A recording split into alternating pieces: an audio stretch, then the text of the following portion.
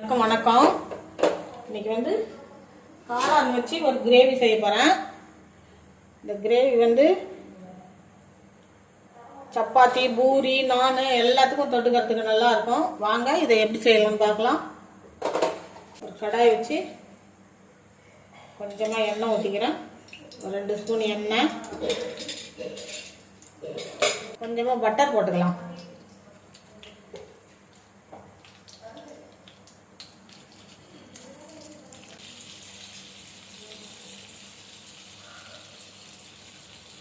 Butter உருகிடுச்சு. இந்த காளான் எடுத்து வச்சுருக்கோம்ல, இதை இதுக்கிட்ட போட்டு வதக்கி எடுத்துக்குவோம்.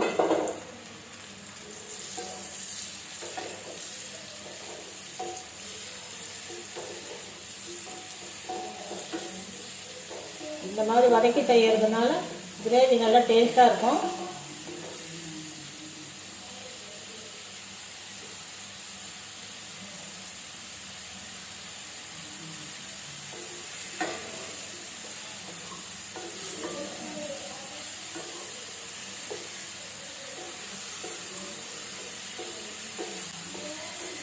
இது 200 கிராம் மஷ்ரூம். இது போதும். இந்த அளவுக்கு அப்படியே வதக்கிட்டு இதை எடுத்துக்கலாம்.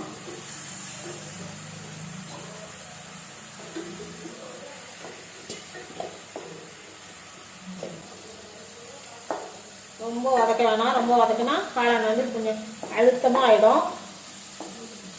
இதில் கொஞ்சம் எண்ணெய் ஊற்றிக்கலாம். கொஞ்சமாக பட்டை, ஒரு சின்ன ஸ்டார் பூ,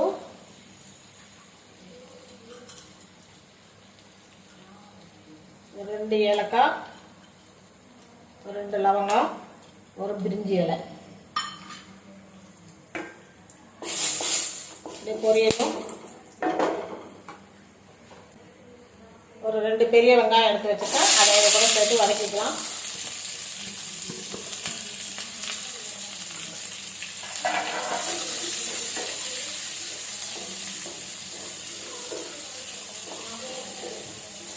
அப்படியே இதை நல்லா வதங்கட்டும். ஒரு மிக்ஸி ஜார் எடுத்துக்கலாம். ஒரு 4 தக்காளி கட் பண்ணி வச்சுருக்கேன். இதை அப்படியே அரைச்சிட்டு வந்துடுவோம். வெங்காயம் நல்லா வதங்கிடுச்சு. கொஞ்சமாக உப்பு போட்டுக்கலாம். அந்த வெங்காயம் கொஞ்சம் நல்லா வதங்கிடுச்சு.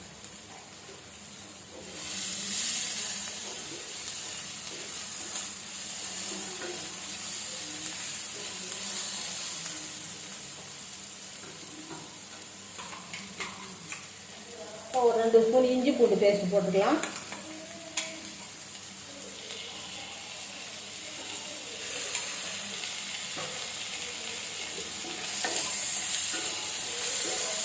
இந்த இஞ்சி பூண்டு பேஸ்ட் பச்சை வாசனை போகட்டும்.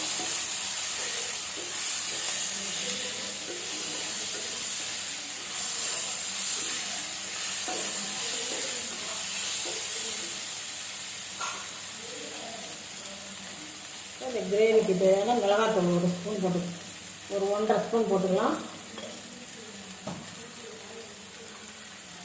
1 ஸ்பூன் தனியாத்தூள் போட்டுக்கலாம்.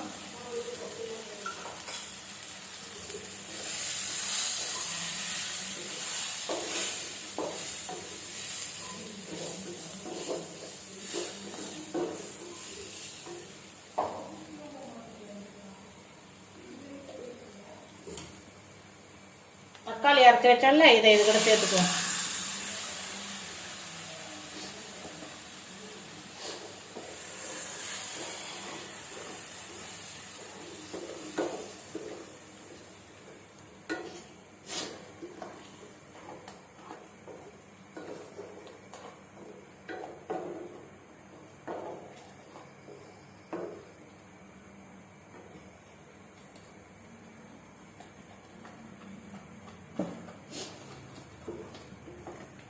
அடுப்பு மீடியம் ஃப்ளேம்லேயே இருக்கட்டும். ஏன்னா கொதிச்சு கையில் படும்.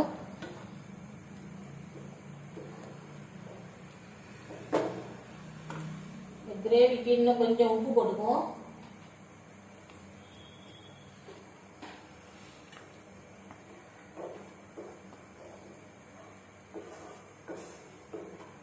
நல்லா தக்காளி பச்சை வாசனை போகிற அளவுக்கு நல்லா வதங்கட்டும்.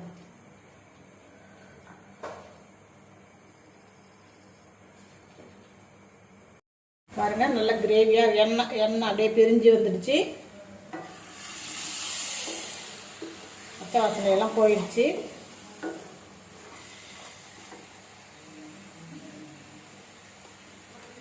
ஒரு ஸ்பூன் மஞ்சள் தூள் போட்டுக்கலாம்.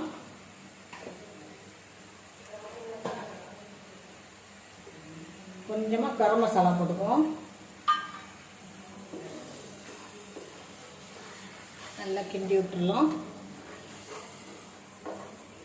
இந்த நேரத்தில் உப்பு காரம்லாம் கரெக்டாக இருக்கான்னு பார்த்துக்குங்க.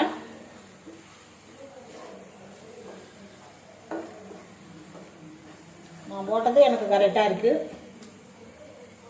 இப்போ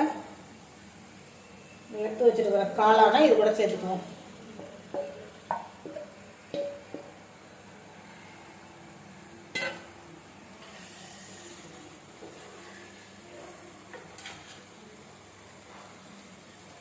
வெங்காயம் இந்த மாதிரி வெங்காயம் கட் பண்ணி வச்சுருக்கேன். குடமிளகா இதையும் இது கூட சேர்த்துருவோம். கொஞ்சமாக தண்ணி சேர்த்துக்கலாம்.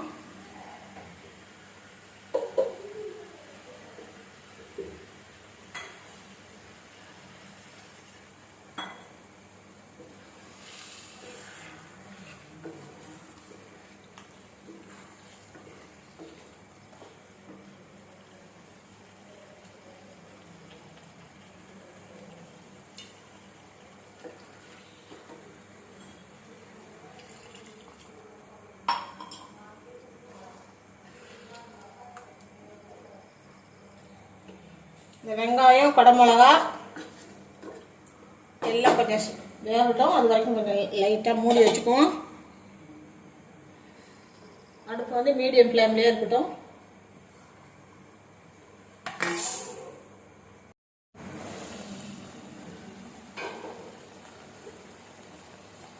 பாருங்க, நம்மளோட மஷ்ரூம் ரெடி ஆயிடுச்சு.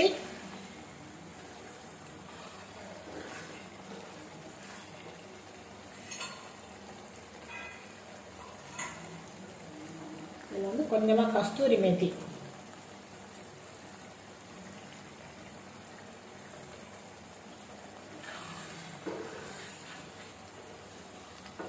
அவ்வளோதான்.